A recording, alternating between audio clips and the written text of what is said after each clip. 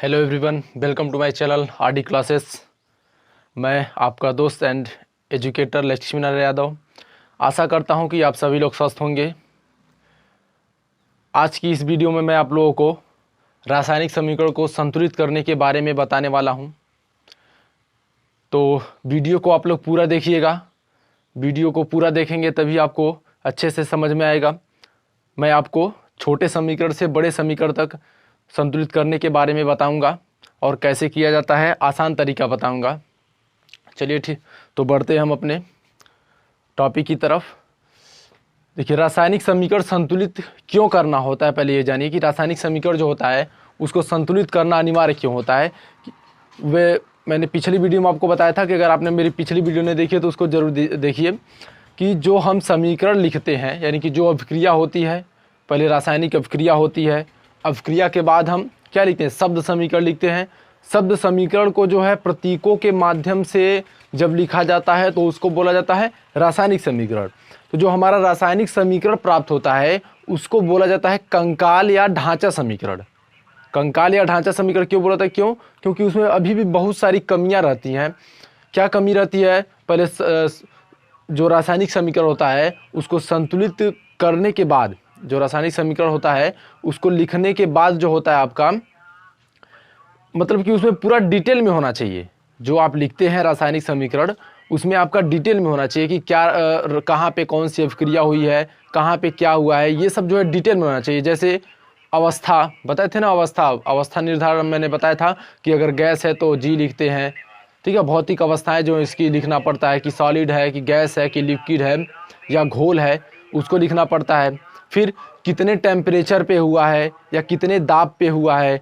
उसके बाद जो गैस होती है, मुक्त होती है, तो अभिक्रिया के बाद ऐसे ऊपर तीर का निशान लगा देते हैं। उसी में से एक है आपका संतुलित करना, रासायनिक समीकरण को संतुलित करना। क्लास 9th में आप लोगों ने पढ़ा होगा कि एक द्रव्यमान संरक्षण का नियम है। द्रव्यमान संरक्षण का नियम क्या है कि अभिक्रिया के पहले और अभिक्रिया के बाद जो तत्व या यौगिक जितने भी बनते हैं, कुल द्रव्यमान जो होता है वो संरक्षित रहता है। जैसे अगर आपकी अभिक्रिया हुई, जैसे Mg है प्लस O2 है, ठीक है, ये आपका बन जाता है MgO, बनता है ना, मैग्नीशियम और ऑक्सीजन मिलकर के बन जाता है मैग्नीशियम ऑक्साइड। ठीक है, ये तो बन गया। लेकिन यहाँ पे एक चीज ध्यान देना होता है कि अभिक्रिया के पहले जो द्रव्यमान होगा, जैसे इसका द्रव्यमान Mg का द्रव्यमान प्लस O2 का द्रव्यमान जितना होगा, अभिक्रिया के बाद भी उतना ही होना चाहिए। तो ये जो द्रव्यमान होता है, ये द्रव्यमान जो होता है, इसके बारे में आप लोगों ने 9th में पढ़ा होगा। तो इसलिए तो जो ये द्रव्यमान होता है वो किस पे डिपेंड करता है, वो परमाणु के ऊपर डिपेंड करता है। ठीक है, किसी भी तत्व या यौगिक का जो द्रव्यमान होता है उसमें जो परमाणु होते हैं उसके ऊपर डिपेंड करता है। तो सीधे सीधे हम कह सकते हैं कि अभिक्रिया के पहले के जो परमाणु होते हैं अभिक्रिया के बाद के परमाणुओं की संख्या के बराबर होना चाहिए। यानी कि अभिक्रिया के पहले का जो तत्व है उसके जितने परमाणु हैं, अभिक्रिया के बाद जहां पे वो तत्व आया है वहां पे परमाणुओं की संख्या जो है बराबर होनी चाहिए। ठीक है, अब यहाँ पे आपको सबसे पहले क्या पहचानना है, परमाणु और अणु। इसके बारे में भी आप लोगों ने 9th क्लास में पढ़ा होगा, लेकिन मैं आपको बता देता हूँ शॉर्टकट में कि परमाणु और अणु और परमाणु आपके क्या होते हैं।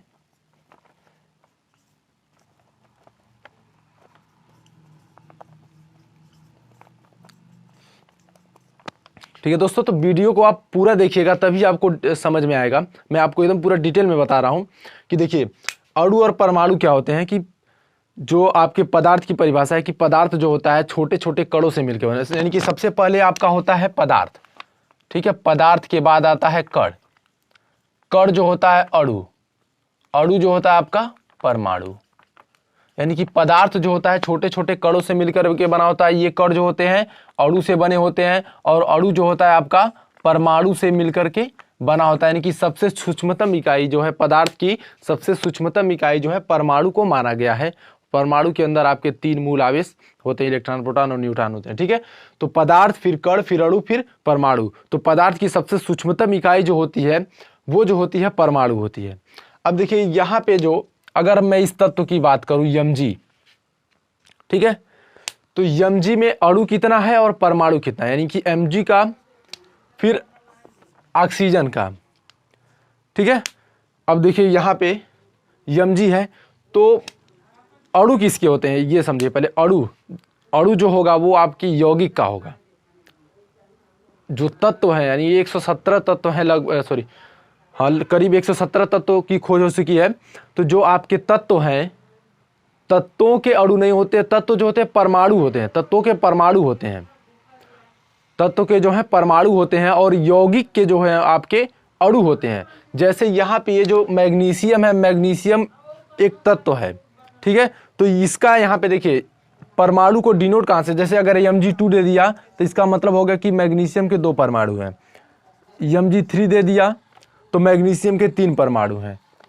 Mg4 दे दिया तो मैग्नीशियम के 4 परमाणु, ऐसे समझिए, ठीक है। यानी कि ये जो आगे आएगा वो परमाणु को बताएगा, जो नीचे आपका आएगा वो परमाणु को बताएगा। और जो यहाँ पे आगे अगर लग जाता है, जैसे यहाँ पे अगर 1 2 लग गया, 3 लग गया, 4 लग गया, तो ये जो है अणु को बताता है, यानी यहाँ पे 4 अणु, 3 अणु, 2 अणु। लेकिन अगर जब यहाँ पे 4 3 2 अगर ये लग जाएगा तो इसके बाद आपके परमाणु की संख्या भी बदल जाएगी। अभी बता रहे हैं कैसे, देखिए। जैसे यहाँ पे मैग्नीशियम को छोड़िए, चूंकि मैग्नीशियम में देखिए 1 1 है तो इसलिए समझ में नहीं आएगा।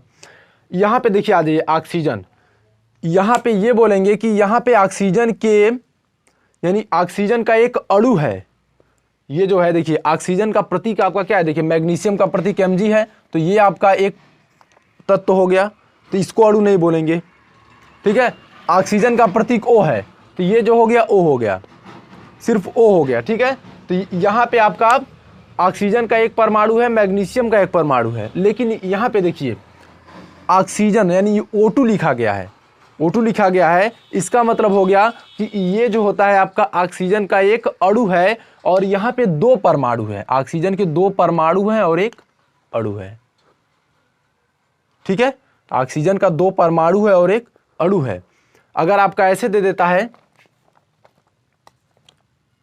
देखिए दे दिया, अगर 4H2O दे दिया, ठीक है। अब यहाँ पे क्या करेंगे, अब देखिए यहाँ पे जो है देखिए इसको बोलेंगे कि जल का एक अणु H2O, ये जो आपका यौगिक हो गया, तो इसको बोलेंगे जल का एक अणु, ठीक है ना। इसका मतलब हो गया कि जब 4 अणु, यानी कि 4 दिया, यानी कि जल के 4 अणु हैं, जल के 4 अणु हैं। अब अगर आपके हाइड्रोजन के परमाणु की बात की जाए, अब यहाँ पे देखिए 2 परमाणु होंगे ना, हाइड्रोजन के और ऑक्सीजन के। तो यहाँ पे देखिए हाइड्रोजन का 2 परमाणु है, ऑक्सीजन का 1 परमाणु है, देखने में है। लेकिन अभी यहाँ पे देखिए कितना हो जाएगा, देखिए ये 4 का जो गुणा है दोनों के साथ है, यानी इसको ऐसे लिखते हैं, अगर यहाँ पे 4 लगा है इसका मतलब हो गया इस 4 का गुणा जो है H2 के साथ भी है और O के साथ भी है। अब अगर आपके हाइड्रोजन के परमाणु बताना है तो क्या करेंगे, इस 4 से गुणा कर देंगे, 4 दूनी 8 परमाणु हाइड्रोजन के। यहाँ पे तो एक ही है, कुछ नहीं है, तो 4 इकाई 4 परमाणु जो है ऑक्सीजन के, यानी कि यहाँ पे जो है 8 परमाणु है हाइड्रोजन का और 4 परमाणु है ऑक्सीजन का। और यदि यही सिंगल H2O रहता, देखिए H2O सिंगल है, तो इसको बोलेंगे जल का एक अणु, जल का एक अणु जिसमें आपके 2 हाइड्रोजन परमाणु हैं और एक ऑक्सीजन परमाणु है। अब इसी परमाणु की संख्या को जो है हमको बराबर करना होता है। अभी तो समझ गए ना आप लोग कि अणु और परमाणु कैसे पहचानेंगे, यानी कि परमाणु की संख्या, अणु से तो नहीं मतलब है, लेकिन परमाणु की संख्या आपको पहचानना है कि यानी कि कितने परमाणु की संख्या, ये जानना जरूरी है। तो इस तरह से आप परमाणु की संख्या पहचान सकते हैं, यानी कितने परमाणु। अब देखिए यहाँ पे, अब आइए देखिए MgO2 आपका हो गया MgO। अब देखिए यहाँ पे Mg की बात करें तो इसका एक अणु एक परमाणु, देखिए Mg की बात की जाए एक अणु है और एक परमाणु है, ठीक है। ऑक्सीजन की बात कीजिए O की, तो देखिए O का एक अणु है लेकिन 2 परमाणु है, देखिए यहाँ पे 2 है ना, 2 परमाणु है, एक अणु है 2 परमाणु थे, लेकिन अणु से तो नहीं मतलब है, चलिए छोड़ दीजिए। यहाँ पे देखिए ये इसको बोलते हैं LHS, इसको बोलते हैं RHS, LHS ऐसे लिख सकते हैं और RHS ऐसे लिख सकते हैं, ठीक है। अब दोनों तरफ के तत्व लिख लीजिए, ऐसे समझिए, देखिए यहाँ पे Mg लिख लीजिए, यहाँ पे O लिख लीजिए, हो गया। इधर भी Mg और O है, वही तत्व है। अब देखिए पहले LHS में कितने परमाणु हैं Mg के, 1, ऑक्सीजन के कितने हैं 2, RHS में आ जाइए, Mg का कितना है 1, O का कितना है 1। यहाँ पे आपका Mg में तो कोई दिक्कत नहीं है, 1 1 बराबर है दोनों साइड में। लेकिन इसके में देखिए ऑक्सीजन में क्या होता है 2 है और यहाँ पे 1 है, यानी यहाँ पे ज़्यादा है और यहाँ पे कम है।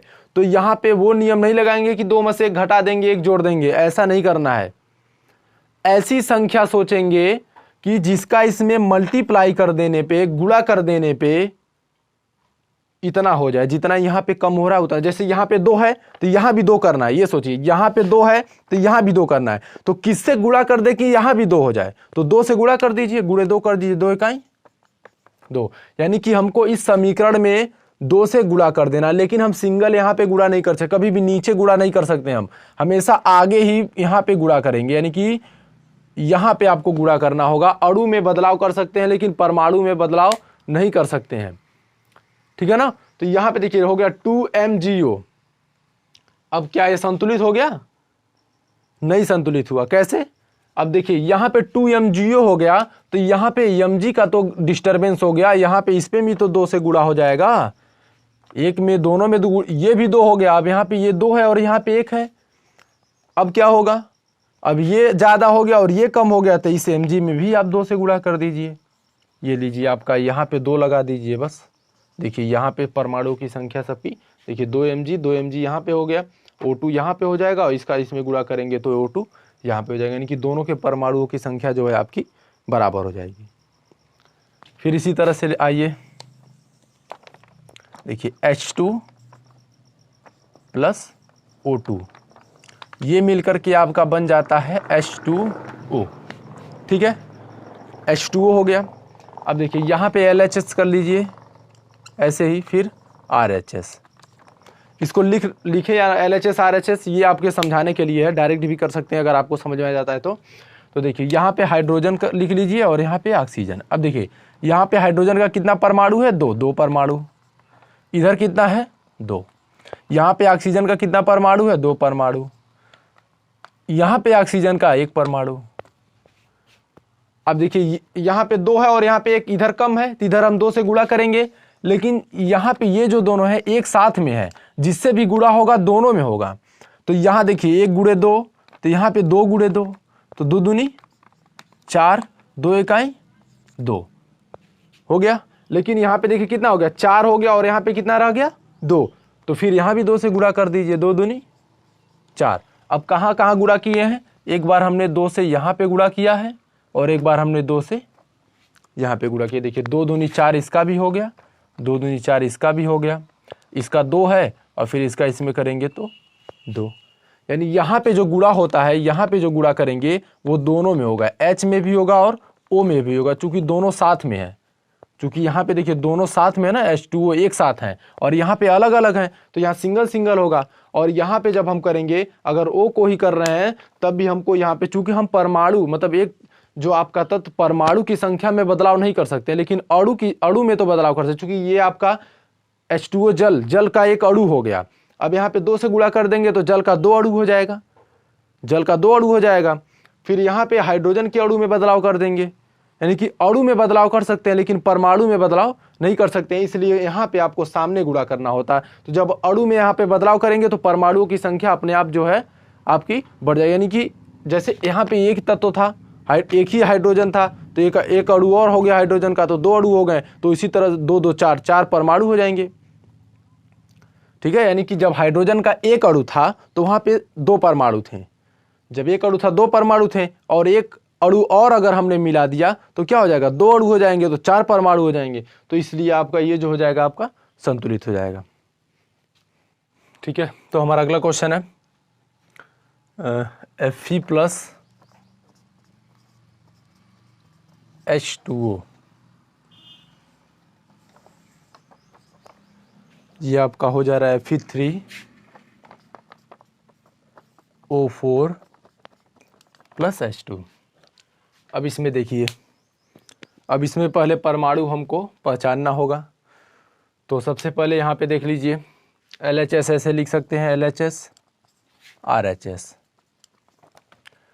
F कितने जो आपके एलिमेंट जो तत्व होंगे उसको लिख लीजिए। Fe हो गया, H हो गया, वो हो गया, लिख लिए।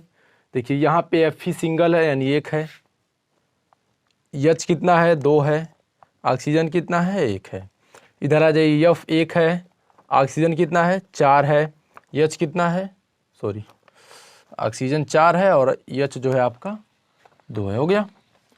अब इसके बाद आप देख लीजिए कि कहाँ पे कमी है और कहाँ पे अधिकता है। इधर देखिए Fe तो बराबर है, हाइड्रोजन बराबर है, और यहाँ से जो है आपका ऑक्सीजन में गड़बड़ी। देखिए यहाँ पे 1 ऑक्सीजन और यहाँ पे 4 ऑक्सीजन है, तो किधर किधर कमी है, इस साइड कमी है, इस साइड जो है कमी है।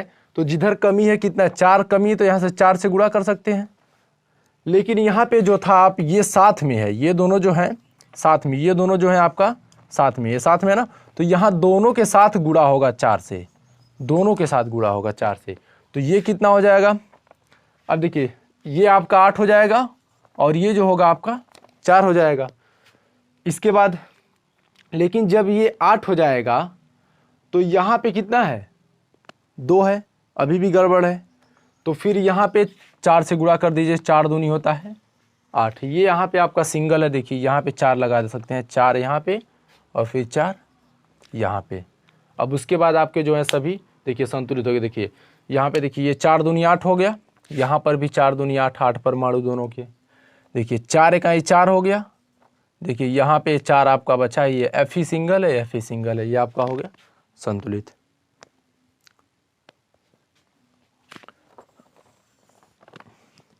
अब इसी तरह से मैं, ठीक है दोस्तों, तो मैंने यहाँ आपको 4 क्वेश्चन दिए हैं और इसको आपको पहचान करके बताना है कि कौन सा संतुलित है और कौन सा संतुलित नहीं है। इसका जवाब आप मुझे कमेंट बॉक्स में देंगे। और साथ ही में अगर आपको कोई भी चीज़ इस वीडियो में नहीं समझ में आई है तो आप कमेंट बॉक्स में ज़रूर कमेंट करें, जिससे मैं आपका जो भी डाउट है उसको अगली वीडियो में क्लियर कर सकूं, उस डाउट को समाप्त कर सकूं। और यदि आप हमारे नए व्यूअर हैं तो हमारे चैनल को सब्सक्राइब जरूर कर लीजिए और साथ ही में बेल आइकन दबाना ना भूलिए, जिससे हमारी नई वीडियो आप तक आसानी से पहुंच सके। और अगर हमारी वीडियो पसंद आई हो तो वीडियो को ज़्यादा से ज़्यादा लाइक और शेयर कीजिए।